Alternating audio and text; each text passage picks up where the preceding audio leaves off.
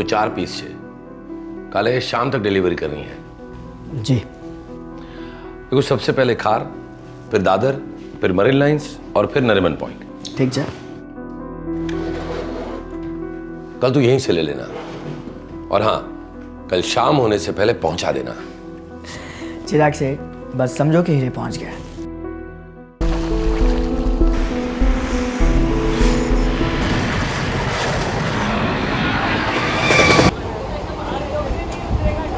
Shift के timing क्या लगा?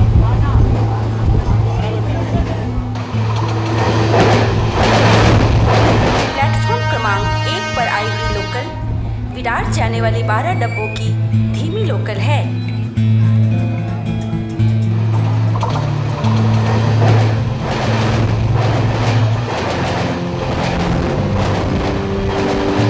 अगला स्टेशन विरार।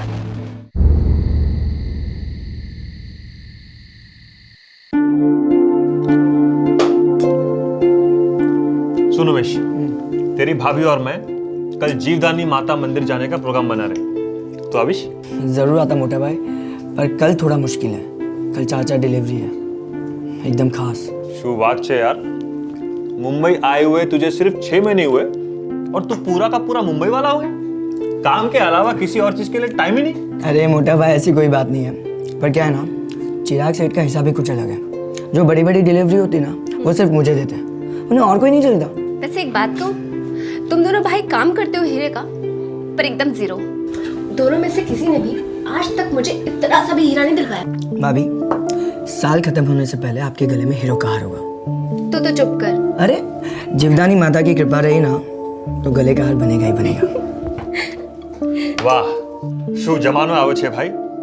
हैं? मुंबई लाया मैं, काम पे लगाया मैंने, और तोहफा भाभी को, वो भी हीरो का हार। वाह। आप तो रहने दीजिए, आपने तो कभी झूठे मुंह भी हीरे की बात तक नहीं की। कम से कम देवा जी कोशिश तो करेंगे। हाँ डिजाइन जो। हाँ, अरे जय श्री कृष्ण भाई। जय श्री कृष्ण। શું ખબર ઉમેશ ભાઈ? जो बस माता जी की कृपा से। भैया एक सादा पान, लौंग ज्यादा। अरे उमेश, मैंने सुना चिराग सेठ का धंधा फुल फॉर्म में चल रहा है। चल नहीं रहा है, दौड़ रहा है। कल 4 डिलीवरी है। 4 डिलीवरी? अरे भाई, तो एक आध हीरे की ब्रोकरेज हम लोग से करवा देना, लाइफ बन जाएगी। मैं तो बोलता हूँ सबकी लाइफ बन जाएगी। तो ऐसे कोई बात नहीं है, पर क्या है ना, चिराग सेठ के सारे ग्राहक बंद हुए हैं। तो डिलीवरी कितने की है? चिराग सेठ आजकल खोखे के नीचे बातें क्या करते हैं। 4 खोखे का माल है, एक करोड़ का। शू बात करे छे? तो भाई एक काम करना, देख अपनी भी सेटिंग करवा दो। तू रोज इतने सारे ग्राहकों से मिलता है, 2-4 ग्राहक इधर सरका ले। मेरी बात सुन, देख दलाली में तुझे भी कट मिलेगा। नहीं, और देवा- कब तक तू ये डिलीवरी बॉय बनता फिरेगा? अरे मुझे ऐसे। उमेश भाई, लोहा गरम है, मार दो थोड़ा। हाँ। विपुल भाई, देवांग भाई, लोहा अभी तक तपा नहीं और हथौड़ा मैंने कभी पकड़ा नहीं। थोड़ा पैर जमाने दो, फिर बात करते हैं ना। उमेश भाई, ये मुंबई शहर है और ऊपर से हीरो का व्यापार। भाई देखो, इधर धंधा जमाने के लिए इसकी जरूरत पड़ती है। और भाई धंधे में इतना बड़ा मौका एक ही बार दस्तक देता है। सोच ले। सोचने दो। सोचने दो।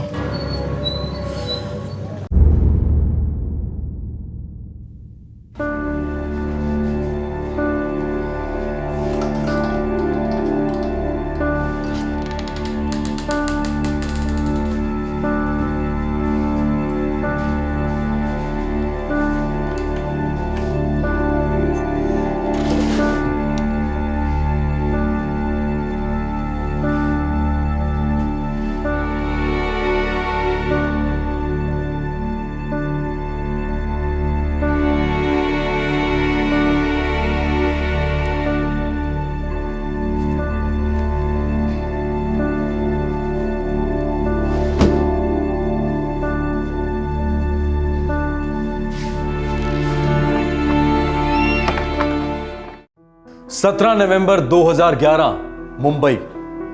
21 साल का हीरो का delivery boy Umesh Thakkar 4 clients को हीरे पहुंचाने निकल पड़ा। 4.5 करोड़ रुपए के हीरे। यह अरबों रुपयों का पारंपरिक व्यवसाय सिर्फ एक शब्द पर चलता है, और वो शब्द है भरोसा। उस शाम को उमेश घर नहीं पहुंचा। क्या लालच ने उमेश के जमीर पर दस्तक दी थी? क्या बेहद कीमती हीरो ने भरोसे को खरीद लिया था।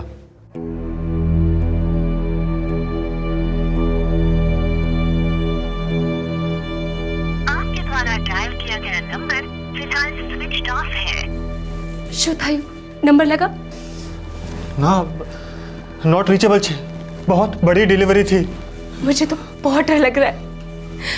हे जीवतानी माता, हमारे देवर जी को जल्दी से घर ले आइए। कुछ नहीं अंकल, क्यों? तू ठीक तो है ना? जो ने करो फोन जो समझ गए। हेलो, हाँ સુરેશ ભાઈ, જય શ્રી કૃષ્ણ। સુરેશ ભાઈનો ફોન છે। हाँ सुरेश भाई, जय श्री कृष्ण। कैसा लगा माल? मुझे क्या पता चिराग भाई, मेरे हाथ में तो माल आया ही नहीं। ये आप क्या कह रहे हैं सुरेश भाई? उमेश तो सुबह ही लेकर निकल गया था। अरे चिराग भाई, मेरे यहाँ उमेश आया ही नहीं। क्या?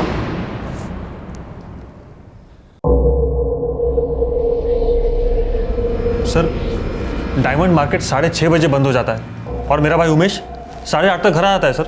डायमंड्स की डिलीवरी करता है तुम्हारा भाई? जी सर, आज उसकी 4 डिलीवरी थी, सभी बड़ी बड़ी। सर, ये है मिस्टर चिराग, डायमंड मर्चेंट। ये भी उमेश ठक्कर को लेकर ही कंप्लेन दर्ज कराने आए हैं। जय श्री कृष्ण चिराग सेठ, हमारा उमेश घर नहीं पहुंचा और उसने मेरा हीरा भी नहीं पहुंचाया। डिलीवरी कहाँ करनी थी उसे? खार, दादर, मरीन लाइंस और नरीमन पॉइंट।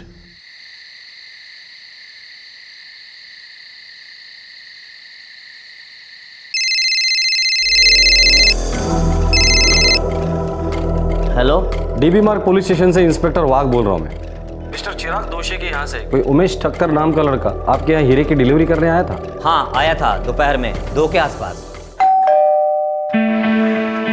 नमस्ते सेठ जी। चाल उमेश भाई, दिखाड़।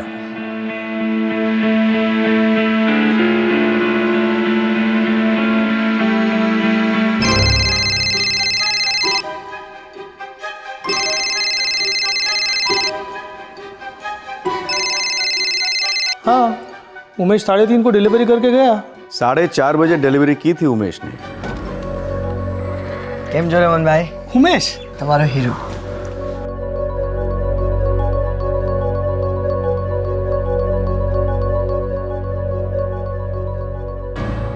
उमेश ने 4 में से 3 हीरे डिलीवर किए थे। देखिए सर, उमेश मेरा बहुत ही खास लड़का है। चौथा हीरा जो सुरेश भाई को डिलीवर नहीं हुआ था, कीमत क्या होगी उसकी? 1.25 करोड़। सर, सेल अभी भी रिचेबल नहीं है सर। टीम को लास्ट लोकेशन ट्रेस करने के ऑर्डर दे दिए हैं मैंने। ठीक है, ये आपके सुरेश भाई, इनकी पेमेंट आ चुकी थी? हाँ सर, आ चुकी है पूरी की पूरी। और अगर नहीं भी आई होती तो सुरेश भाई अगर कोई गफला करे तो मैं अपना पूरा धंधा छोड़ दूं।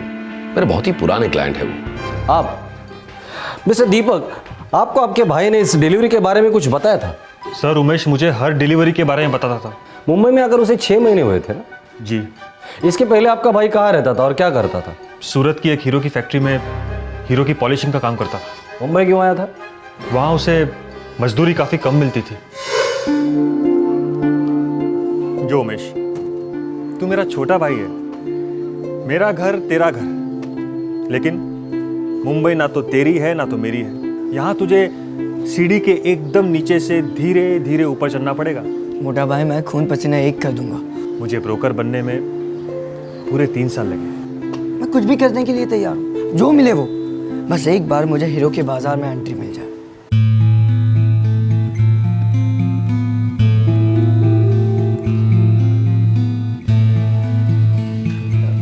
चिराग सेठ मेरा भाई है, गारंटी देता हूं मन लगा के काम करेगा। अरे दीपक, इसमें तो कोई डाउट ही नहीं है। पर देखो, तुम तो जानते हो मेरे पास पॉलिशिंग का कोई काम है नहीं, क्योंकि वो मेरी लाइन ही नहीं है। भाई, मेरा तो तैयार माल का धंधा है। सिर्फ मैं कोई भी काम करूंगा। हाँ, मुझे एक डिलीवरी बॉय की जरूरत है। करेगा? जरूर करूंगा, क्यों नहीं। जो तू दीपक नो भाई छे, तो दीपक पर जितना भरोसा रखा है उतना ही भरोसा तुझ पर रख रहा हूं। हमारी जबान से सेठ, उमेश ईमान का पक्का है। पिछले 6 महीने से पूरी लगन से काम कर रहा था उमेश। मेरा एकदम खास डिलीवरी बॉय बन गया था वो। तो 6 महीने के बाद अचानक एक हीरे के साथ उमेश गायब कैसे हो गया? सर, ये सच है कि हीरा नहीं पहुंचा है, ये भी सच है कि उमेश गायब हुआ है, लेकिन उमेश हीरा गायब नहीं कर सकता। वो ऐसा नहीं है सर। ठीक है, हम सुबह तक इंतज़ार करते हैं। अभी तक उमेश के सेल फोन का आखिरी लोकेशन भी पता नहीं चला है। जैसे ही आखिरी लोकेशन पता चल जाएगा, सारी सच्चाई भी सामने आ ही जाएगी।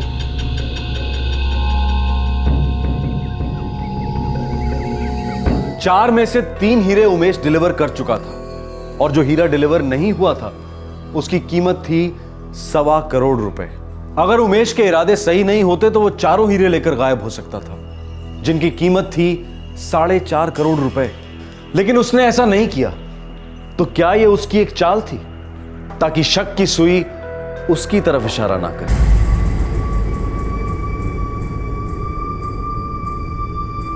1.25 करोड़, ये एक हाथ लग गया ना, वही बहुत है। मामला थोड़ा ठंडा हो जाए तो इसको तोड़कर बेच डालते हैं। सर, हमने उमेश के सेलफोन की लोकेशन ट्रेस कर ली है। कहाँ थी लोकेशन? सर, गिरगांव, 5:15 बजे। लेकिन सर उसके बाद से उसका नंबर कंटिन्यू बंद बता रहा है। गिरगांव में तो चिराग का ऑफिस है, जहाँ उमेश काम करता था। जी हाँ, और वो वहाँ से सीधा नरीमन पॉइंट जाने वाला था, जहाँ पे चौथे हीरे की डिलीवरी होनी थी। लास्ट किस नंबर से बात की थी उसने? 299898777671। सर, ये नंबर तो मुंबई का ही है। पता लगाओ किसका नंबर है ये। Yes sir.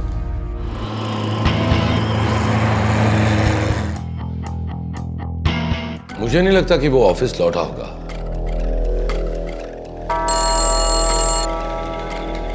जी साहब। नामदेव, कल शाम 5 बजे के बाद उमेश ऑफिस आया था? नहीं साहब। ठीक है, तुम जाओ। उमेश ने तीसरा हीरा मरीन लाइन्स डिलीवर किया था 4:30 बजे। चौथा हीरा उसे डिलीवर करना था नरीमन पॉइंट। ज़्यादा से ज़्यादा 15 मिनट लगते थे उसे। और उसका मोबाइल का लास्ट लोकेशन डिटेक्ट हुआ है गिरगांव, यही कहीं आसपास, 5:15 बजे के करीब। बड़ी अजीब बात है, वो इस इलाके में क्यों आया होगा? किसी से मिलने आया होगा।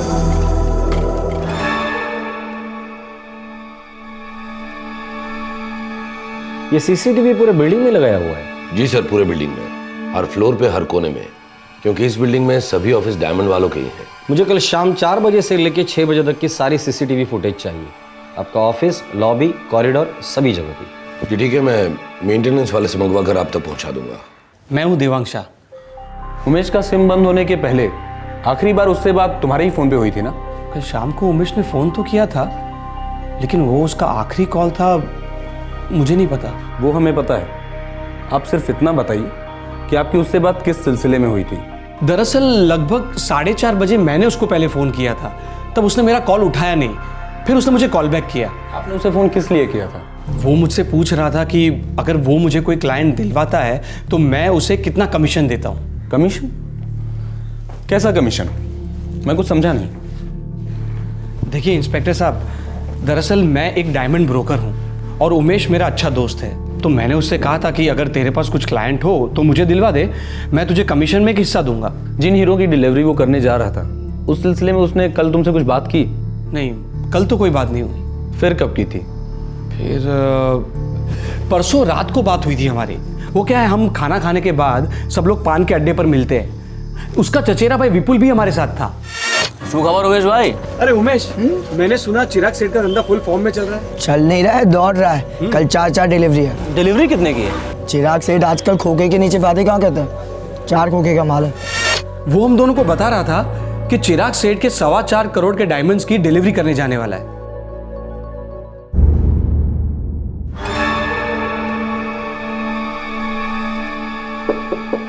आओ।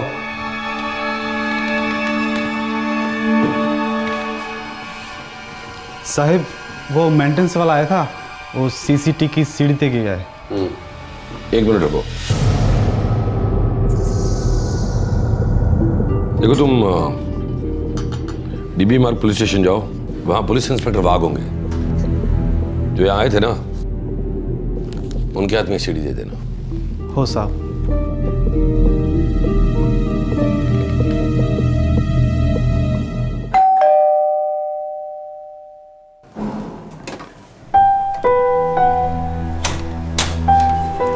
विपुल भाई, आप? सीजल बिन, ये क्या सुन रहा हूँ? उमेश गायब हो गया? कल से फोन ही नहीं उठा रहा है। हम सब तो बहुत डरे हुए हैं। हाँ, कोई बड़ी डिलीवरी करने वाला था, ऐसा कुछ बोल रहा था वो। हाँ, 3 ग्राहकों तक तो उसने ठीक ठाक हीरे की डिलीवरी कर दी। लेकिन चौथे वाले के यहाँ अभी तक नहीं पहुंचा। और पुलिस क्या कह रही है? कुछ नहीं, पुलिस के हाथ अब तक कुछ नहीं लगा।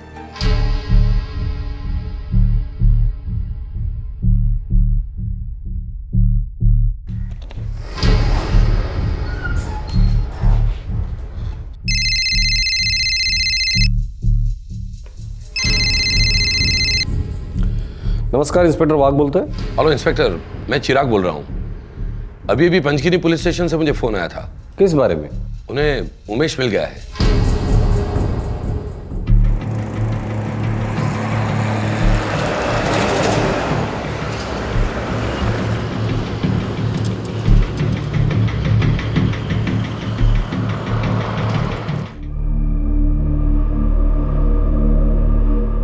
आइए, मेरे साथ आइए।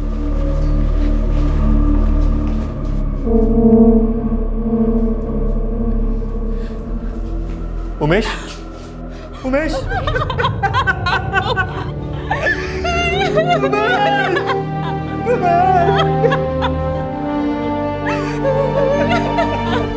शाम को 4 बजे के आसपास एक गांव वाले का फोन आया। बोला कि वहाँ ये लाश पड़ी है।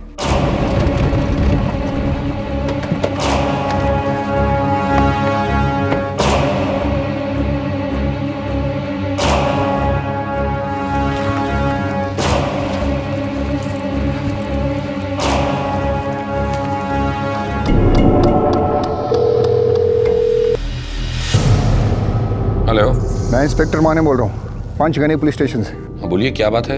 आपके यहाँ कोई उमेश ठक्कर काम करता है? हाँ, वो कल से मिसिंग है। कोई खबर है उसकी? आपको फौरन पंचगनी आना होगा। क्यों, क्या बात है? आप उसकी फैमिली को भी लेके आइए। ओह, आपका मतलब?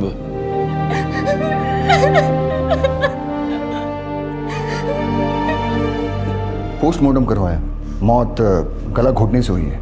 कितने बजे हुई थी मौत? बॉडी मिलने के करीब 12 घंटे पहले। मतलब 18 नवंबर की सुबह 4 बजे। और उमेश तो 17 तारीख की शाम से गायब था। आई एम सॉरी इंस्पेक्टर, वो उमेश के पास से, मेरा मतलब डेड बॉडी के पास से एक हीरा मिला है क्या? जी नहीं, इसके एम्प्लॉय आइडेंटिफिकेशन कार्ड के अलावा कुछ नहीं। एक बात और, इसका हाथ टूटा हुआ था। ऐसा लगता है जैसे जमीन से टकराने से टूटा है।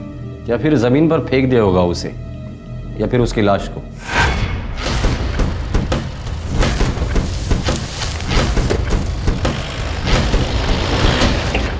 सत्रह नवंबर 2011 की शाम को 21 साल का diamond delivery boy Umesh Thakkar Mumbai से गायब होता है। दूसरे दिन 18 नवंबर को उमेश की लाश मिलती है पंचगनी पुलिस को, झाड़ियों के बीच। पोस्टमार्टम रिपोर्ट कहती है मर्डर। किसने किया था उमेश का कत्ल, और लाश पंचगनी कैसे पहुंच गई? कत्ल मुंबई में हुआ था या पंचगनी में, या फिर कहीं और? कई सवाल एक साथ उठ रहे थे, और एक सवाल था 1.25 करोड़ का। वो चौथा कीमती हीरा कहां था?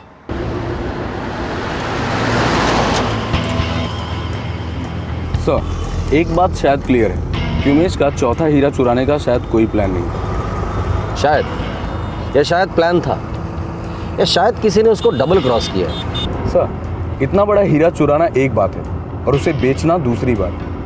सर, मुझे लगता है कि शायद ये काम किसी ऐसे बंदे का है जो डायमंड बिजनेस से बिलोंग करता हो। इस केस में जितने भी लोग जुड़े हैं सभी के सभी डायमंड बिजनेस को बिलोंग करते हैं।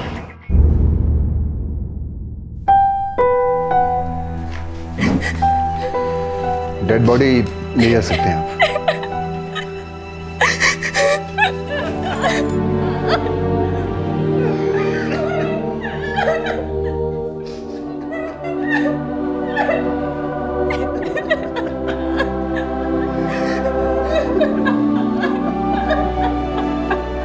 देखिए, ट्रांसपोर्ट का सारा खर्चा मैं दूंगा।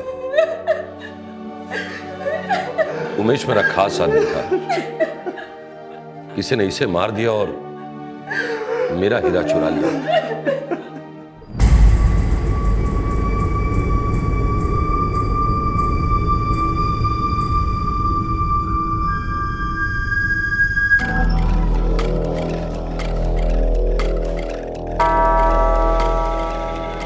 पता हो सकता है सीसीटीवी फुटेज से हमें कुछ लीड मिल जाए।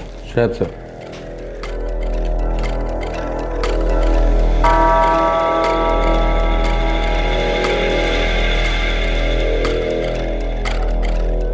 उमेश, ये 4:55 को उमेश ऑफिस आया था। सर मरीन लाइंस डिलीवरी के ठीक बाद। उमेश किसी का तो इंतजार कर रहा था।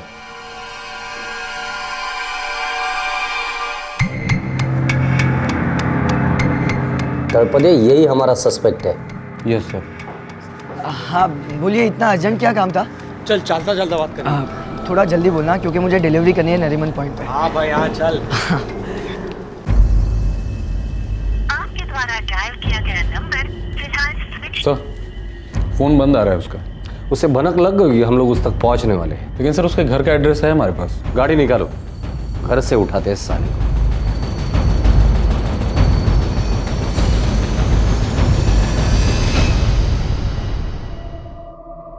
अरे भाई आप पीस तो देखो एक बार। पीस देख के हैरान हो जाओगे और हमारा डिस्काउंटेड प्राइस सुन के आप डबल हैरान होगे। हाँ हम अभी निकल रहे हैं, सुबह तक पहुंच जाएंगे। अरे विपुल भाई जल्दी करो ना, जल्दी निकलते हैं यहाँ से। मैं आपको बाद में कॉल करता हूँ। जी चलो चलो चलो भाई जल्दी जल्दी लॉक कर दो।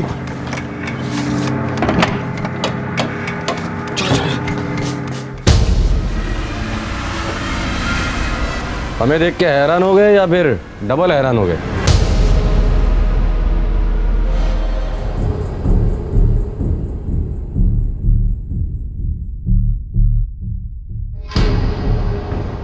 विपुल सेठ और देवांग सेठ और कितने सेठ लोग इन्वॉल्व है इस कांड में?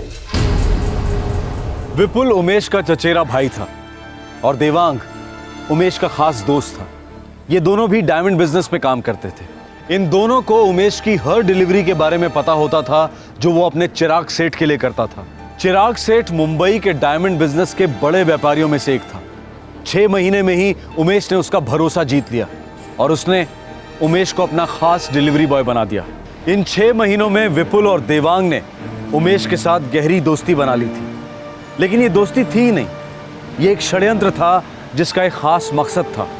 विपुल भाई हूँ शू कहूँ छू, थोड़ा टाइम देते ना उसको, अपने आप हमारे साथ जुड़ जाएगा। सीधी उंगली से घी निकालने की कोशिश करते हैं। लेकिन देवांग भाई मेरे को डाउट है, वो जो उमेश का भाई है ना दीपक, उससे मेरी आज तक कभी नहीं जमी। उसे जरूर मना किया होगा कि तू विपुल से दूर रहे, और उमेश अपने भाई के खिलाफ कभी नहीं जाएगा।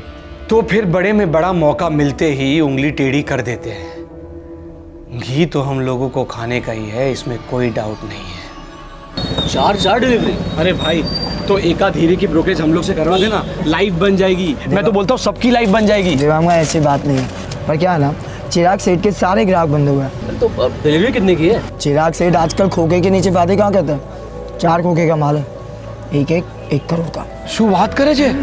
तो भाई एक काम करना, देख अपनी भी सेटिंग करवा दो। तू रोज इतने सारे ग्राहकों से मिलता है, 2-4 ग्राहक इधर सरका ले। मेरी बात सुन, देख दलाली में तुझे भी कट मिलेगा। नहीं, और कब तक तू ये डिलीवरी बॉय बनता फिरेगा? अरे मुझे ऐसे। उमेश भाई लोहा गर्म है, मार दो थोड़ा। हाँ। विपुल भाई, देवांग भाई, लोहा अभी तक तपा नहीं और हथौड़ा मैंने कभी पकड़ा नहीं। थोड़ा पैर जमाने दो फिर बात करते हैं ना। उमेश भाई ये मुंबई शहर है और ऊपर से हीरो का व्यापार। भाई देखो इधर धंधा जमाने के लिए इसकी जरूरत पड़ती है। और भाई धंधे में इतना बड़ा मौका एक ही बार दस्तक देता है। सोच ले। सोचने दो। सोचने दो। विपुल भाई बड़ा मौका आ गया है, उंगली टेढ़ी करने का वक्त आ गया है। तो कल ही कर डाले काम। ऐसा कल फिर कब आएगा? लेकिन देवांग भाई इस बार सारी प्लानिंग तुम्हें करनी है, क्योंकि वो मेरी बात तो सुनेगा नहीं। टेंशन मत लो आप, मैं पटा लूंगा उसको। चलो ठीक।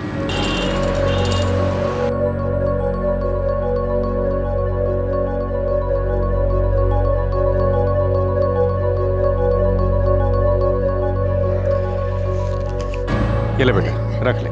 नहीं, ये मैं कैसे ले सकता हूँ? अरे रख ले बेटा, रख ले। बड़ी ईमानदारी के साथ काम कर रहा है, रख ले। नहीं, चिराग सेठ मुझे ये काम की जितनी तनख्वाह देते हैं बस उतने पे ही मेरा हक बनता है। वाह भाई वाह, तेरे चिराग सेठ के हाथ तो हीरा लग गया, हीरा। ऐसे काम करते हैं, एक दिन जरूर चमकेगा। जय श्री कृष्ण देवांग भाई, आपने जब मुझे फोन किया था तब मैं डिलीवरी पे था। बोलिए क्या काम है? अच्छा सुन, मेरे पास एक प्लान है, पर तेरे को पहले शांति से सुनना पड़ेगा। देवांग भाई मैं बहुत जल्दी में हूँ, मुझे नरीमन पॉइंट पहुँचना है, वो हीरे की डिलीवरी करनी है, बोलिए। अरे राजा, मैं उसी हीरे की बात कर रहा हूँ। देख, उस 1.25 करोड़ के हीरे के लिए मेरे पास एक जबरदस्त क्लाइंट है। अरे शो बात करो छो देवांग भाई, ये हीरा चिराग सेठ का ग्राहक सुरेश भाई नरीमन पॉइंट वाले, मैं तो उन दोनों के बीच का डिलीवरी बॉय हूँ। आप मेरे साथ ये ग्राहक की बात क्यों कर रहे हो? क्योंकि तेरा जो चिराग सेठ है ना, वो मेरी बात तो सुनेगा नहीं। हाँ, और जो मेरा ग्राहक है ना, वो सुरेश भाई से भी ज्यादा रकम देने के लिए तैयार है। और दूसरी बात, पर चिराग सेठ जो है ना, वो तो सुरेश भाई को हीरा बेचेगा। पर अगर तू चिराग सेठ को पटाकर वो हीरा मेरे ग्राहक को बिकवा देगा ना, तो सुन, चिराग सेठ की नज़र में तू बहुत ऊपर आ जाएगा। नहीं, मुझे इतनी कोई जल्दी नहीं है देवांग भाई लाइफ में, लेकिन फिलहाल मैं बहुत जल्दी में हूँ, मुझे नरीमन। अरे राजा से 5 मिनट के लिए मिलना चाहता हूँ बस। पहले तू मेरी फिर पूरी बात सुन। देख, मैं ना धंधे की बात कर रहा हूँ, कोई चोरी डकैती की बात नहीं कर रहा हूँ। ठीक है, एक काम करते हैं, मैं जल्दी से जल्दी ये डिलीवरी करता हूँ और फिर हम मिलते हैं, ठीक है? नहीं, मेरी बात सुन। देख राजा, देख मैं क्या बोल रहा हूँ, 5 मिनट के लिए मिलना सिर्फ। हाँ, फिर तू तेरे डिलीवरी पे चले जाना। देख, तेरे को दोस्ती की कसम है बस। हाँ ठीक है, एक काम करते हैं, हम जल्द से जल्द, तुम मेरी ऑफिस के नीचे आ जाओ, मैं भी नीचे आता हूँ, हम वहीं मिल लेंगे, ठीक है? हाँ राजा, मैं 15 मिनट में पहुंच रहा हूँ। 21 साल का उमेश एक ईमानदार कामगार था। वो अपना काम दिल से और ध्यान लगाकर करता था, लेकिन दिल से सोचने से उमेश का ध्यान हट गया। वो अपने दोस्त देवांग का दिल नहीं दुखाना चाह रहा था, इसलिए उससे मिलने के लिए राजी हो गया। ये भूल मासूम उमेश की जिंदगी की सबसे बड़ी और आखिरी भूल साबित हुई।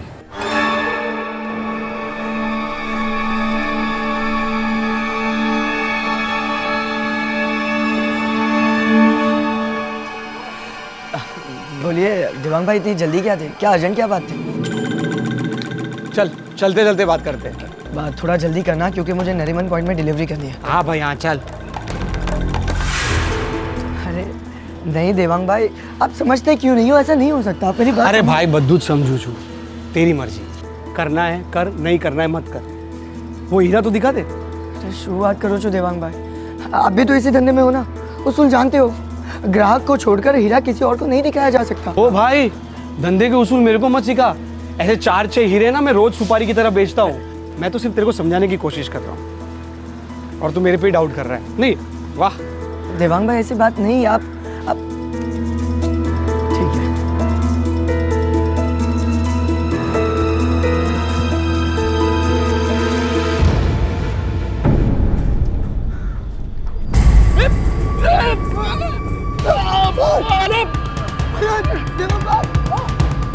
अरे वो तो चल, अरे पकड़ो पकड़ो, अरे पकड़ो उसको, पकड़ो।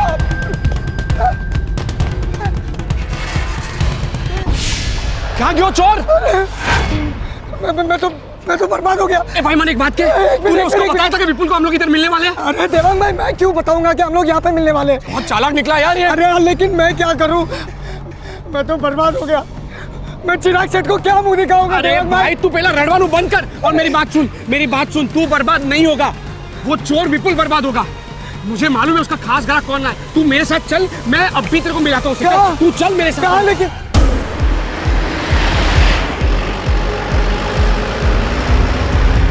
इस साले का तो फोन भी ऑफ है। अरे कमाल करे जे तू, 1.25 करोड़ का हीरा चुरा के भागा है तेरे पास, तेरा फोन क्यों उठाएगा? अरे मैं तो कहता हूँ छोड़ो उसके ग्राहक को, हम एक काम करते हैं, पुलिस को मिलते हैं। चलो। पुलिस को फोन करेगा ना तो पुलिस तेरे चिराग सेठ को फोन करेगी। क्यों अपने पैर पे कुल्हाड़ी मार रहा है तू? देख, मेरे पे भरोसा रख, मैं तेरा हीरा है ना उसके पास से वापस दिलवाऊंगा, क्योंकि मुझे पता है विपुल कहाँ गया होगा। क्या?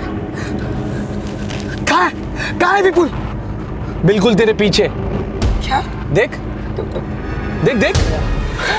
विपुल भाई, एक काम करते, इसकी लाश है ना पीछे की सीट पे डाल देते हैं। अरे नहीं देवांग भाई, एक काम करते हैं, इसको 2 गज जाके फेंक देते हैं। एक काम करो, फिर ना उसको नीचे दबा के रखना, ताकि आजू बाजू आने वाले लोग देखे नहीं। समझ गए देवांग भाई।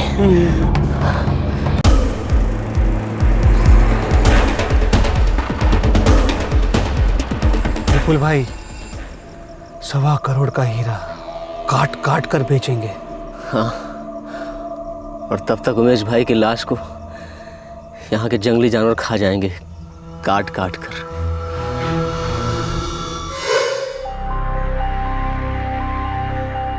मेहनत नहीं करनी थी, शॉर्टकट लेना था। इसलिए एक मासूम और मेहनती लड़के की जिंदगी को कट शॉर्ट कर दिया तुम लोगों ने।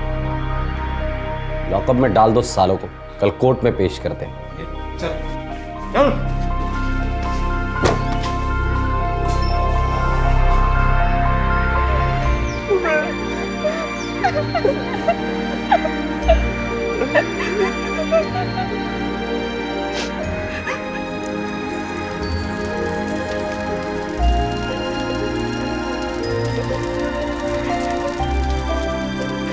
लड़का हीरा था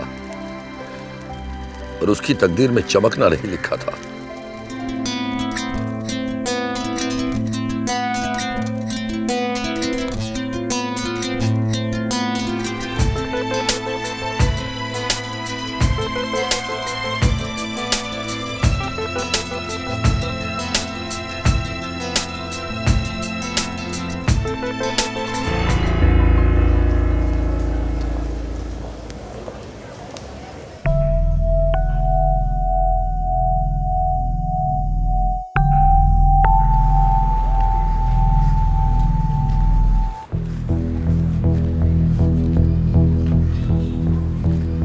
काय हो, पैसा क्यों नहीं दिया मेरे को अभी तक? है नहीं तो किधर से दूं? जब जुड़ जाएगा तो भिजवा दूंगा। 3 महीने से यही कैसेट बजा रहे हो। कैसेट सुन सुनकर घर नहीं चलता मेरा। तो क्या भूखे पेट सोती है उस वसंत के साथ? वो तेरा घर क्यों नहीं चलाता? हे दिनेश, आखिरी बार कहती हूँ मैं, अगर बसंत भाव के खिलाफ कुछ भी बोला ना तो पुलिस में जाऊंगी मैं। तू जहन्नम में जा, लेकिन यहाँ खड़े होके मत भोग, समझी? तो फिर तू भी समझ ले, ये पैसे हक के हैं मेरे, भीख के नहीं मांग रही। अगर आज के आज मुझे पैसा नहीं मिला ना तो पुलिस आएगी तेरे से मिलने।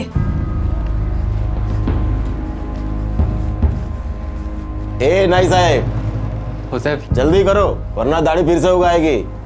टूरिस्ट का सीजन है, 1 मिनट कीमती है। आइए। हो साहब।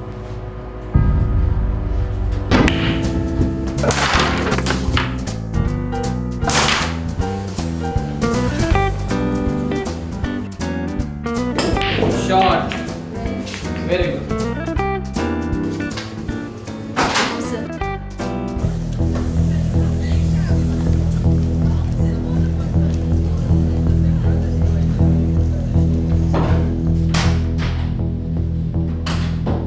क्या रे सविता, अभी तेरे ग्राहकों के सामने मैं भी शुरू करूं क्या तमाशा? पैसे देने की ताकत नहीं है और धमकी देने निकला है तू। पैसे तो मैं लेके आया है, लेकिन एक फूटी कौड़ी भी नहीं दूंगा तेरे को। कर ले जो करना है। हे दिनेश, तेरे को वार्निंग मिला ना, सविता को परेशान नहीं करने का करके वार्निंग मिला ना?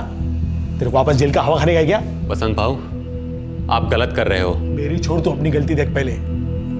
तुम लोग का तलाक के टाइम पे कोर्ट ने तेरे को ऑर्डर दिया था कि इसका जो भी महीने का घर खर्च बनता है तेरे को देना पड़ेगा और टाइम पे देना पड़ेगा। दिया था कि नहीं? बड़ी फिक्र है आपको सविता की। अरे बीवी मेरी थी, पैसे मैंने देने थे, जो भी हुआ वो हम दोनों के बीच की बात है। फिर आप बीच में क्यों आग लगा रहे हैं? दोनों के बीच कुछ सुलग रहा है क्या? देख दिनेश, जबान को लगाम दे। मुझे भला बुरा बोलता है, मैं चुपचाप सुन लेती हूँ, लेकिन बसंत भाव का नाम गंदा किया ना तो मैं चुप नहीं बैठने वाली, समझा तू? देखे दिनेश, सविता मेरे प्ले जोन में काम करती है, मेरी इज्जत करती है और मैं उसका शुभ चिंतक है, समझा? तेरा इधर हर बार आकर के इस तरह से हंगामा करने से क्या होने वाला है? अरे इसका जिंदगी बिगाड़ के तेरा जिंदगी तो सुधरने वाला है ना? इसका जो भी महीने का बनता है चुपचाप से दे दे टाइम पे। और सुन, सविता से दूर रहे, आखिरी वार्निंग दे रहा हूं तेरे को।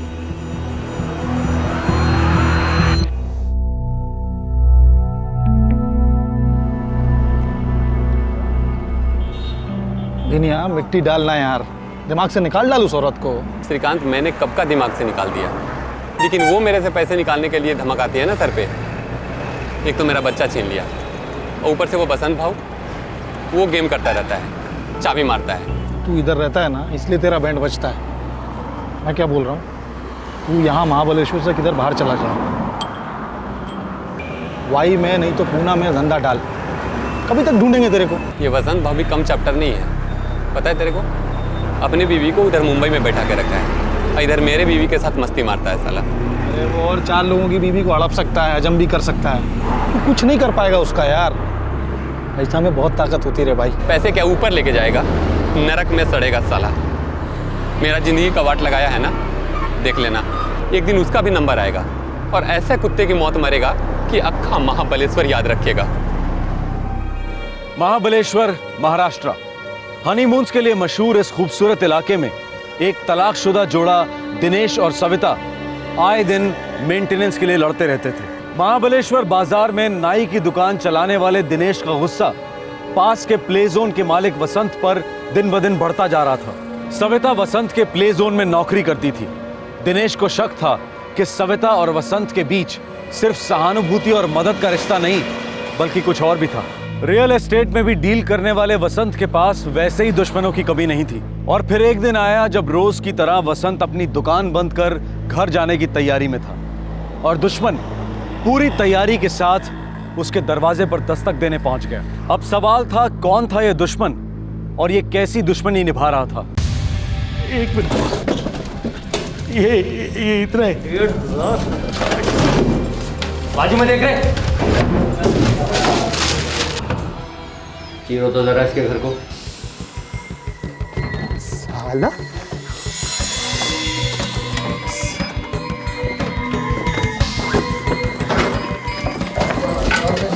कम से कम 3-4 लाख रोकड़ा तो होगा ही होगा।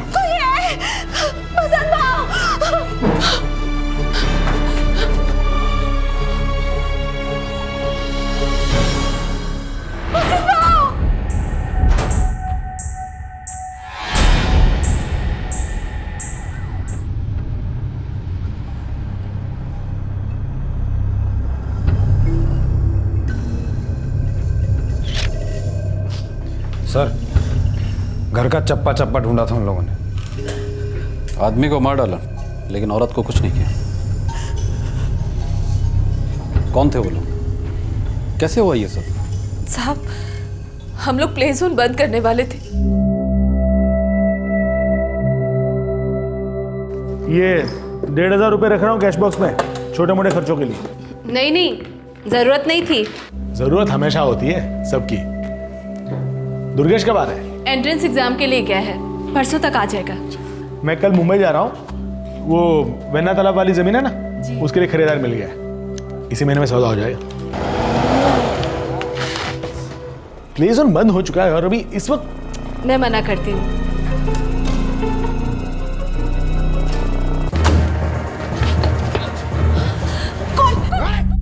वसंत भाई को गोली मारी लेकिन तुम्हें मारने के लिए लौटे नहीं। नहीं सर, मैंने पहले गोली चलने की आवाज सुनी और फिर गाड़ी शुरू होने की आवाज। तो तुम चिल्लाई नहीं? खुद को खोला कब? मेरे मुंह पर पट्टी बंधी थी साहब। पट्टी खुलते ही मैं चिल्लाने वाली थी कि तभी गोली की आवाज सुनी। मैं बहुत डर गई साहब और जब गाड़ी की आवाज सुनी उसके बाद मैंने अपने आप को खोला। दुर्गेश कौन है? मेरा लड़का है साहब, सतारा गया हुआ है इंजीनियरिंग के टेस्ट के लिए, 11वीं में पढ़ता है। दुर्गेश, ये तुम्हारे पहले पति दिनेश से, जिसकी मार्केट में एक नाई की दुकान है। हो साहब, दिनेश दुर्गेश का पिता है। अच्छा, जब गाड़ी बाहर रुकी थी तो तुमने उसे देखा था? हो साहब। उसके नंबर पर ध्यान गया था? नहीं, लेकिन MS02, हाँ, और सफेद रंग की एम्बेसडर थी।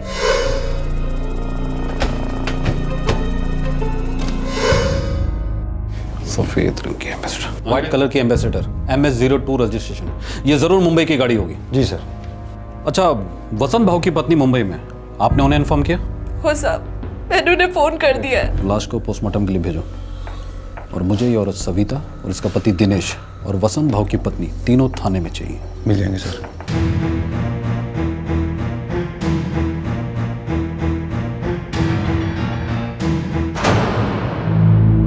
तीन गोलियां बॉडी से बरामद हुई हैं। तीनों काफी क्लोज रेंज से चलाई गई थी, यही कोई 1-2 फीट की दूरी से, और एक गोली सीने को चीरती हुई चली गई एंड डेथ वाज इंस्टेंट।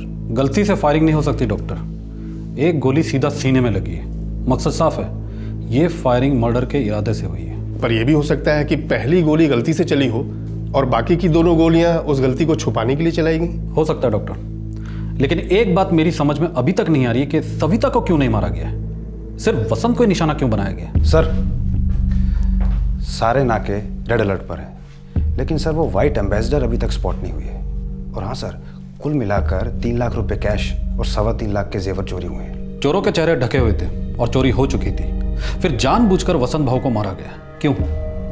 मुझे इस औरत सविता पर शक हो रहा है अंग्रेज। सर वसंत की बीवी मुंबई से आ चुकी है, थाने में वेट कर रही है। गीता सबनीस, वसंत भाव सबनीस की धर्मपत्नी। जी। आप मुंबई के मुलुंड इलाके में कोचिंग क्लास चलाती हैं। जी, गीता कोचिंग सेंटर। क्या आपको पता था कि यहाँ एक औरत थी, सविता? उसने मुझे फोन करके बताया, वो इनके एम्प्लॉय थी। यहीं प्ले जोन में रहती थी?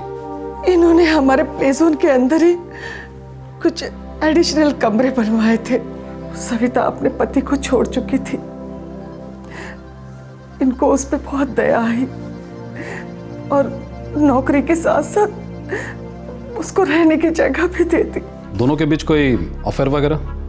नहीं सर, मेरे पति बहुत भरोसेमंद थे। क्या सविता भरोसेमंद है? किस हिसाब से? सविता का हाथ हो सकता है इस मर्डर और चोरी में? मुझे नहीं पता, लेकिन मुझे नहीं लगता हो सकता है।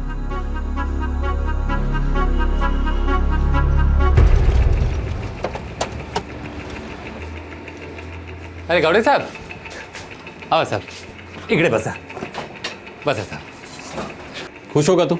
हाँ, तेरे रास्ते का कांटा निकल गया। मेरे को पता था साहब, आप लोग मेरे ऊपर ही शक करोगे। अंग्रेज साहब को पूछा ना, आप रात को 2:30 बजे आए थे मेरे घर पे पूछताछ करने को। मैंने भेजा था उसे। सुना उस वक्त तो बड़ी गहरी नींद में सो रहा था। हाँ साहब, बड़ी गहरी नींद सो रहा था मैं।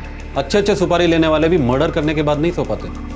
तू कैसे सो पाए? साहब, उस तरह की कसम साहब, मैंने बसंत भाव को नहीं मारा, लेकिन हाँ, पिछले 2 सालों में कम से कम 200 बार दिल में जरूर आया था कि साले को टपका डालूं।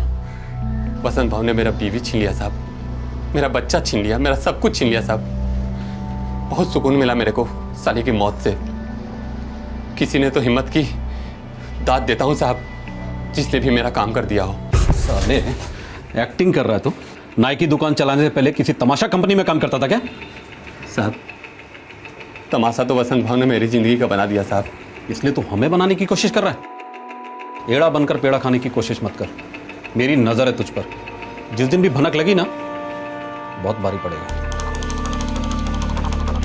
बॉडी हैंडओवर की उसकी पत्नी को। अब तक तो क्रियाक्रम भी शुरू हो गया होगा सर। हम भी शुरू हो जाते हैं अंग्रेज। सविता को हटाओ। जी सर। तो तीनों के चेहरे ढके हुए थे। हो साहब।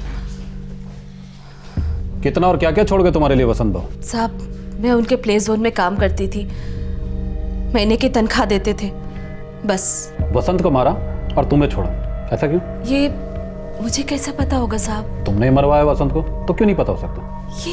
ये आप क्या कह रहे हैं साहब? मैं ये कह रहा हूं कि तुमने और तुम्हारे पति दिनेश ने एक साजिश रची वसंत के पैसे हड़पने के लिए। पहले तलाक का ड्रामा किया, फिर झूठ मूठ के झगड़े, मस्त बकरा बनाया वसंत को और फिर हलाल कर दिया। जी साहब, आप लोग ऐसा सोच भी कैसे सकते हैं साहब? बसंत भाव एकदम भले आदमी थे, मेरे बड़े भाई के माफिक। दिनेश ने मेरे को और मेरे लड़के को अपने हाल पर छोड़ दिया था मरने के लिए। बसंत भाव ने हमें सहारा दिया, नौकरी दी मेरे को, वो सब कुछ दिया साहब जो मुझे चाहिए था। रास्ते पर आने से बचाया हमें। मैं ऐसे आदमी को मारने का सोच भी नहीं सकती साहब, सच्ची।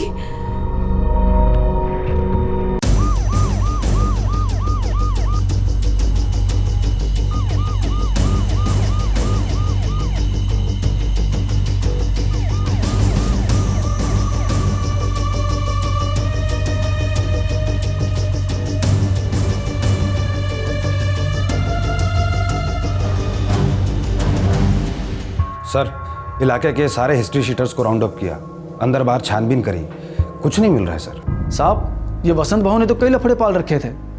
15-15 जमीनों के सौदे चल रहे थे उसके। कई लोगों के साथ तो 36 का आंकड़ा भी था साहब। कौन है ये लोग? नाम बोलने के पैसे देते हैं तेरे को? नहीं साहब, खबर पक्की नहीं तो किसी का नाम नहीं लेते हम खबरी लोग, कसम से। बाकी वसंत भाव की दुश्मनी नेता लोगों के साथ और बिल्डर लोगों के साथ थी। अब बड़ा पैसा तो दुश्मनी भी बढ़ी ना साहब। अपना महाबलेश्वर, वाई, पूना, सतारा, जहाँ जहाँ वसंत भाव का लेन देन था ना, वहाँ पंटर लोग दौड़ाया मैं। किसी ने कोई सुपारी उपारी नहीं दी थी साहब। अपन को तो बाहर वाले का ही हाथ लगता है साहब। अरे हमें तो ये पहले से ही पता था। हमें तो बस ये पता लगाना है कि ये बाहर वाले हाथ यहाँ किस हाथ के साथ मिले थे? सर ये फायरिंग वायरिंग फर्स्ट टाइम हुआ अपने महाबलेश्वर में। ऐसा लफड़ा कभी हुआ नहीं अपने एरिया में। अपने को तो कुछ और ही एंगल लगता है सब। कान जमीन से लगाए रखना। आपको बोलने की जरूरत ही नहीं है। लेकिन साहब आप बता रहे थे कि गाड़ी का रजिस्ट्रेशन मुंबई का था। हाँ, वैसे आंग्रे, हमने उस वाइट एम्बेसडर के बारे में मुंबई पुलिस को खबर दे दी है ना? जी सर। और मुझे ये लफड़ा मुंबई का ही लगता है। लेकिन मुंबई महाबलेश्वर जितना छोटा नहीं है। घास में सुई ढूंढनी होगी। पिक्चर पोस्टकार्ड जैसे सुंदर महाबलेश्वर की क्राइम हिस्ट्री में शायद ही कभी फायरिंग से मर्डर हुआ था। सभी आधे अधूरे सबूत मुंबई की तरफ इशारा कर रहे थे। पूरी संभावना लग रही थी कि वसंत सबनिस को मारने की सुपारी मुंबई में दी गई होगी। अब सवाल यह था कि इस सुपारी किसने दी थी और क्यों, और यह तभी पता चल सकता था जब शूटर्स पकड़े जाते, और शूटर्स के बारे में अब तक कोई सुराग नहीं मिला था। पर अनुमान लगाया जा रहा था कि वो शायद मुंबई को ही बिलोंग करते थे।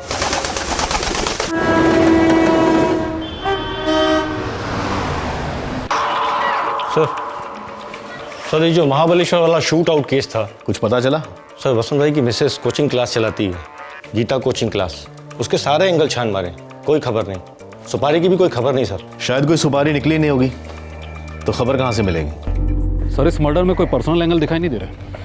लेकिन ये सिर्फ एक चोरी का केस नहीं हो सकता। लूटने के बाद एक निहत्थे आदमी को मारना, इसका क्या मतलब होगा? सर कोई साइको हो सकता है। 3 लोग थे, तीनों भी अगर साइको होते तो इतना फुल प्रूफ प्लान नहीं बनता।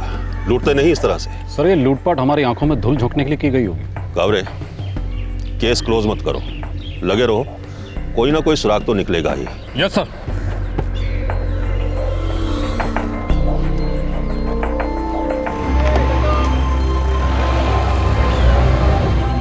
इस केस को हुए 1 महीना बीत चुका था, लेकिन इस केस में अब तक कोई प्रोग्रेस नहीं हुई थी।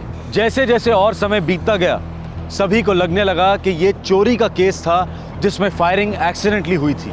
शायद ये सोची समझी सुपारी किलिंग नहीं थी। सविता पहले की तरह प्ले जोन मैनेज करने लगी और उसका एक्स हस्बैंड दिनेश अब चैन की सांस लेने लगा। उसका हमेशा से मानना था कि वसंत सविता को भड़काता था और उसके सविता के साथ संबंध थे, पर अब वसंत इस दुनिया में था नहीं। और अब सवाल ये था कि क्या वसंत की मौत का राज हमेशा राज ही रहेगा?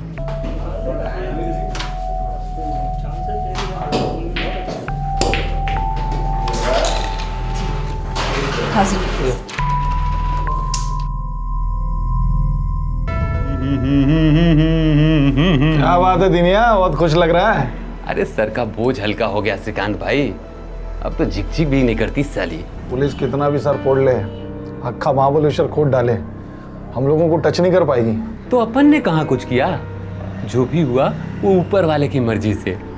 श्रीकांत भाई सचमुच वो भाई लोग आसमान से टपके थे। हैं?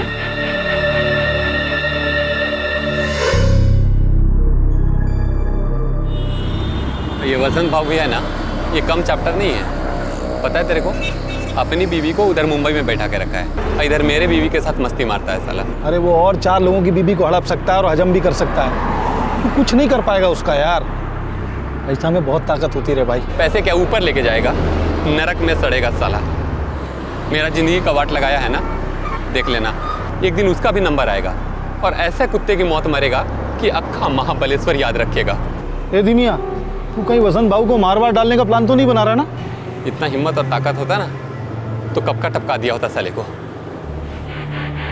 ये श्रीकांत, तू कुछ करवा सकता है क्या?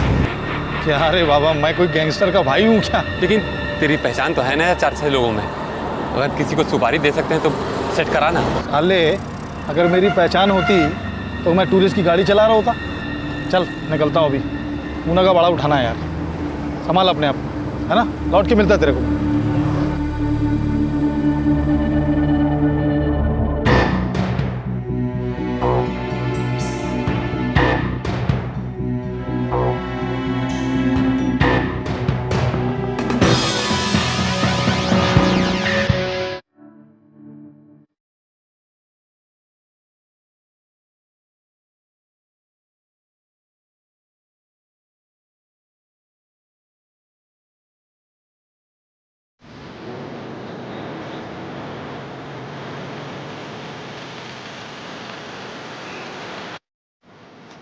आओ आओ, यार गाड़ी बंद पड़ गई है, आगे ढाबे तक छोड़ दोगे क्या? आज चलो बनेगा भाई। क्या बात कर रहे हो यार? यार खाली गाड़ी जा रही है, वो भी इतनी रात गए, कुछ तो रहम कर। अरे हमारा टूरिस्ट गाड़ी है, क्या रात क्या दिन मीटर डाउन नीचे रहता है। मंजूर हो तो बोलो, नहीं तो जाने दो। चलता हूँ मैं। ठीक है यार, चले यार। अरे सुनो, गाड़ी ठीक होने तक तुम यहीं रुको, ठीक है? हम लोग ढाबे पर जाके आते हैं। हाँ चलो रे।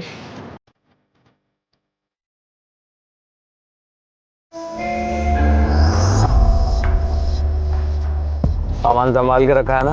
बिल्कुल चकाचक संभाल के रखा है, टेंशन मत ले। कभी कभी अटकती है साले, लगता है ऑयलिंग करानी पड़ेगी इसकी। एड़े, ऑयलिंग तेरे भेजे की करानी पड़ेगी। मस्त मक्खन जैसी चलती है, तेरे को चलानी नहीं आती। इधर ला। ए भाई, आगे से लेफ्ट ले और जो ढाबा दिखता है ना, वहाँ पे गाड़ी रोक दे। हाँ आई शाबाश, बहुत जोर की भूख लगी है। चलो भाई। आई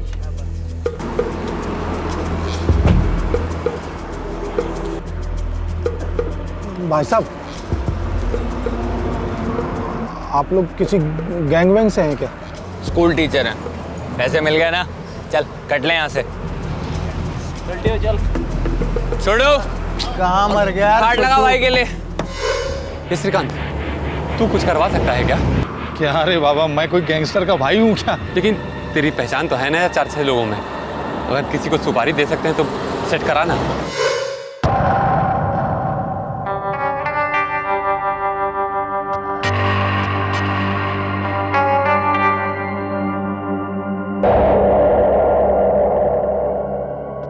अब उनके लिए एक अक्खा मुर्गी मस्त और रोटी लेकर आ गर्मा गर्म। जा चल भाग के जा और दौड़ के आ। पानी ये गिलास डाल दे। भाई साहब, एक काम करना। अब क्या काम है? महाबलेश्वर में काम। महाबलेश्वर में क्या काम है? भाई साहब, एक आदमी का काम तमाम करना है।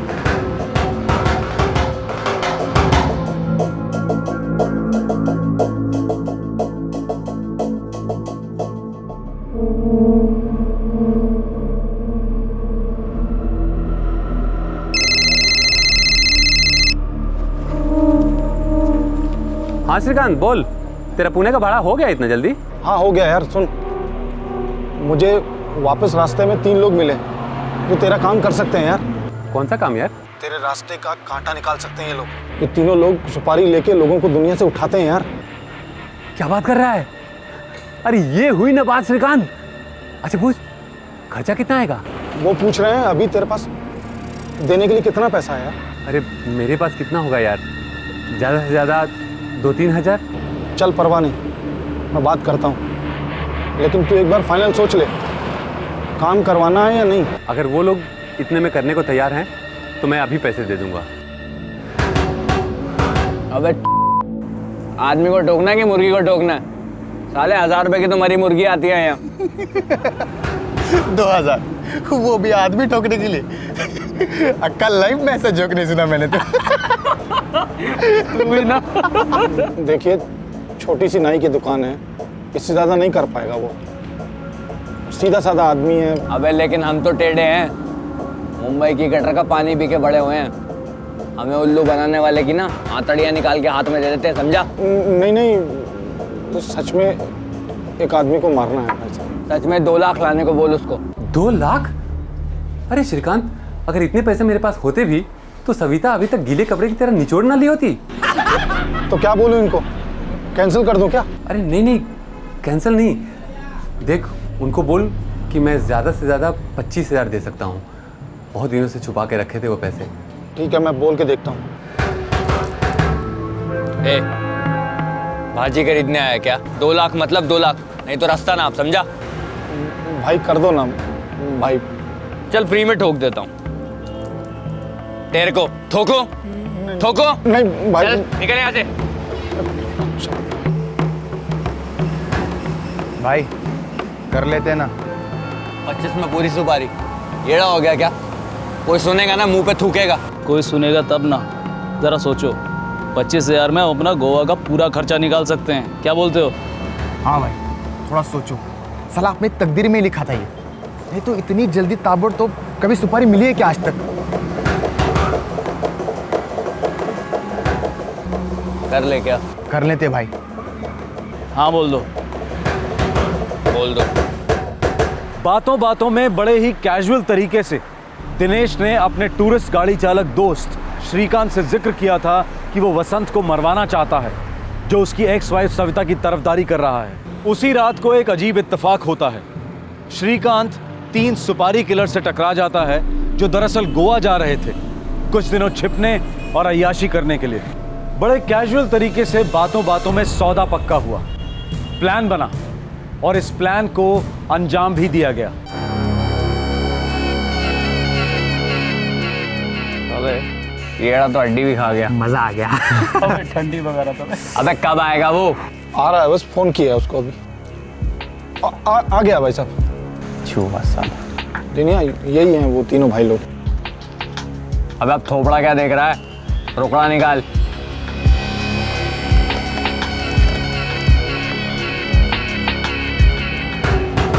सुपारी किसके लिए? वो यहाँ से थोड़ी दूर पे मार्केट का इलाका है, उधर उसका प्ले जोन है। रहता भी वहीं है क्या? हाँ उधर ही रहता है, अभी भी है मेरी बीवी के साथ। बीवी को भी टपकाना है? नहीं नहीं, सविता को कुछ मत करना आप लोग। अबे नहीं करेंगे कुछ, चलो रे। अब भाई साहब काम ऐसा करना कि फिर बीच में मेरा नाम ना आए। बे शाने, अब तू हमको हमारा काम सिखाएगा? साला तुम दोनों प्रैक्टिस करोगे? हाँ बता बता बता। भाई साहब ऐसे बोल दिया, गलती से बोल दिया, समझा उसको।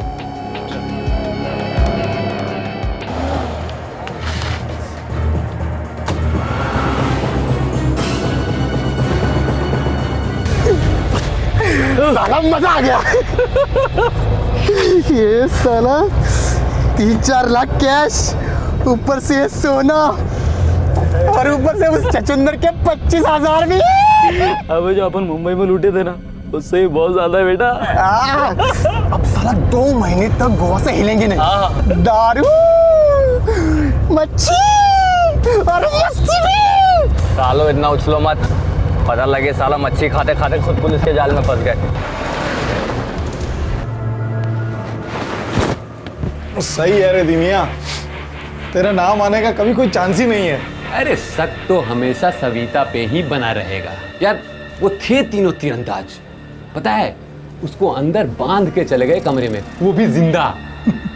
और पुलिस सविता पर चील की तरह नजर बनाए हुए है। अरे मुझसे पैसे मांगना तो दूर, नजर तक नहीं मिलाती साली। सही है यार। तीनों कॉन्ट्रैक्ट किलर्स अपने बिल में छुपकर लूटे हुए पैसों से अय्याशी कर रहे थे। सुपारी देने वाले दोनों अपनी सफलता पर गदगद हो रहे थे। इन पांचों को लग रहा था कि अच्छी किस्मत सिर्फ इन पर चमकी नहीं थी, बल्कि गरजी थी। यह केस लंबे अरसे तक फाइलों में बंद रहा, लेकिन दफन हालत में भी यह केस हल्की हल्की सांसें ले रहा था, तकदीर को दस्तक दे रहा था, बिना सुलझे दम तोड़ने से इनकार कर रहा था। हमने कई केसेस में देखा है कि संयोग यानी कि चांस क्राइम डिटेक्शन में फरिश्ते का काम कर जाता है। अचानक एकाएक सुरागों की बौछार होने लगती है।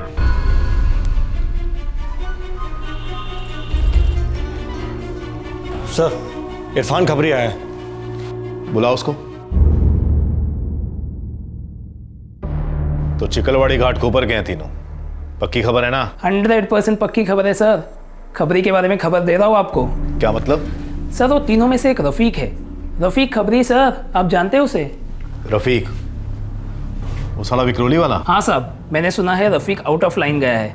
उसने एक उस्मान और एक राजेश के साथ मिलकर गैंग बना ली है। बोल ना, बोल और बोल। साहब कांजूरमार्ग रेलवे स्टेशन के पास एक ज्वेलरी की दुकान है, उसे लूटने की पूरी फील्डिंग कर ली है वो लोग ने। कभी करने वाले ये लोग ऐसा? आज शाम को साहब, जब पूरा स्टेशन भीड़ से घचाघच भरा होगा। भोसले उठा लेते हैं उनको। और कुछ? अक्टूबर में थाने में जो ज्वेलरी की दुकान लूटी गई थी, महावीर ज्वेलर्स। हाँ साहब, इन तीनों ने ही लूटी थी और फिर वहां से गोवा निकल गए थे। Very good Irfan. Bhosle sir, team ready कर। देख, मैं गाड़ी लेकर सिग्नल पर रहूंगा, तुम लोग फट करके चढ़ जाना। ठीक है। हम लोग माल लेकर पब्लिक में घुल मिल जाएंगे और वहीं से भंडू पहुंचेंगे। बरोबर? बरोबर, एकदम बरोबर। और एक बात ध्यान रहे, पब्लिक में ज्यादा भागा दौड़ी करने का नहीं। आप टेंशन मत लो।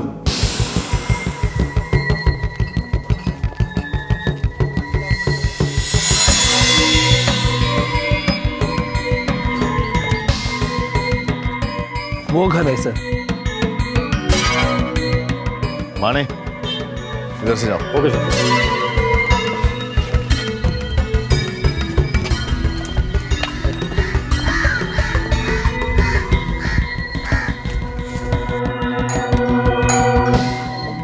अबे अब कौन होगा बे? किसी को बुलाया था क्या? चाय वाला होगा, सुबह से 10 बार पैसे के लिए पूछ के गया। मैं देता हूँ साले को खर्चा पानी।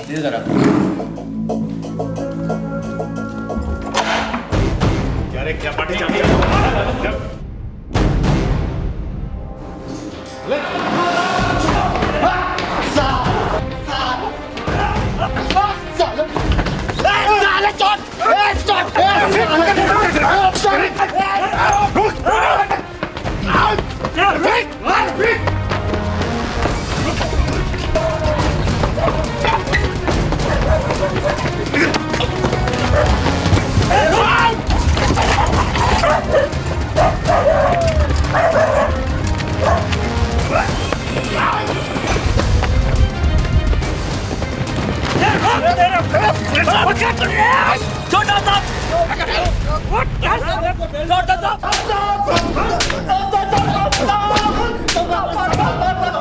पिछले 3 महीने में जहां जहां डाके डाले हैं सब उल्टी करो जल्दी।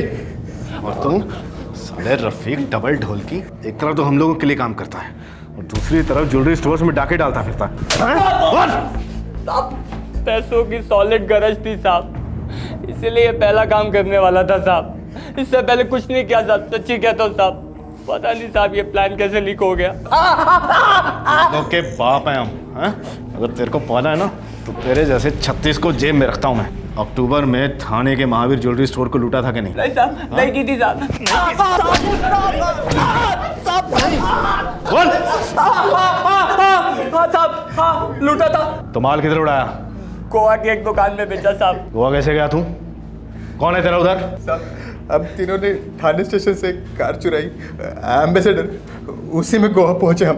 गाड़ी किधर है? गाड़ी किधर है?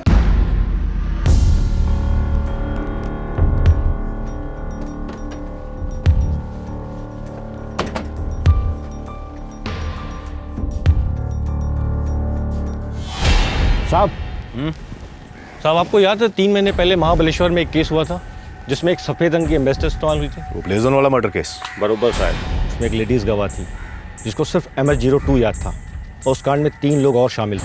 वो 3 लोग भी वही टाइम पे गोवा के लिए निकले थे ना? महाबलेश्वर भी गोवा के रास्ते में ही पड़ता है।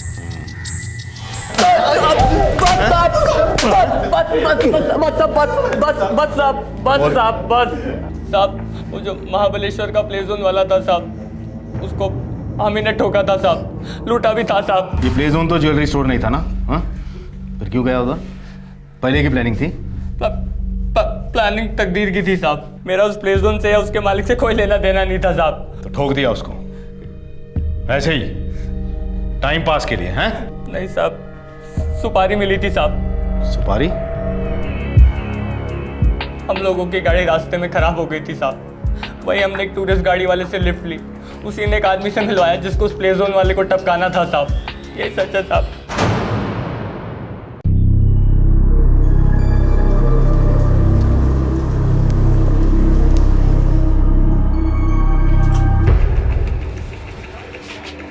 अरे गौड़े साहब, वसंत भाव मर्डर केस में मेरे पे शक करना कब छोड़ेंगे? आज सुबह छोड़ दिया, बस तुझे पकड़ने आए, केस क्लोज करने आए। चल साहब, चल साहब, मैंने कुछ भी नहीं किया साहब। साहब आपको मैंने कुछ भी नहीं किया साहब। चल अंदर चल। अरे साहब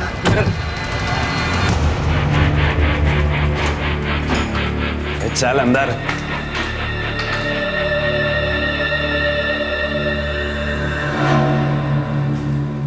अरे श्रीकांत, ये पुलिस वाले हम तक कैसे पहुंच गए? अरे वो तीनों सुपारी वाले पकड़े गए, हम लोग का नाम बोल डाला हमने। Thank you sir.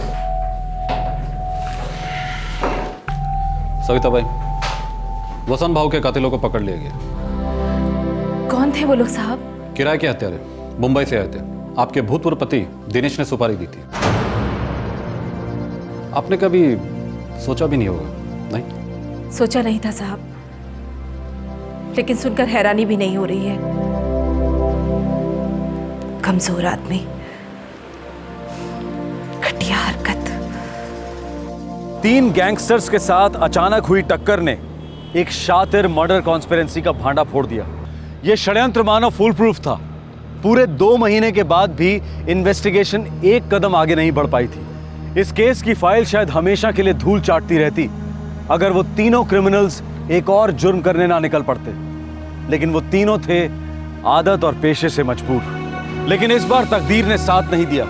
वो पुलिस के हाथ लग गए और वहां से बाय चांस वसंत सबनिस के मर्डर का खुलासा हुआ। जुर्म की दुनिया है ही ऐसी। शायद लोगों को लगता होगा कि कई केसेस डिटेक्ट होते ही नहीं, पर सच्चाई ये है कि आज नहीं तो कल कानून मुजरिम के दरवाजे पर दस्तक देता ही है। क्राइम करो कभी और भरो कभी, लेकिन भरना तो पड़ता ही है, क्योंकि क्राइम नेवर पेज। आपसे फिर मुलाकात होगी, तब तक अपना ख्याल रखें, सुरक्षित रहें। जय हिंद। क्राइम पेट्रोल्स के और भी दिलचस्प कहानी देखने के लिए हमारे चैनल को सब्सक्राइब करें और बेल आइकॉन दबाना न भूलें।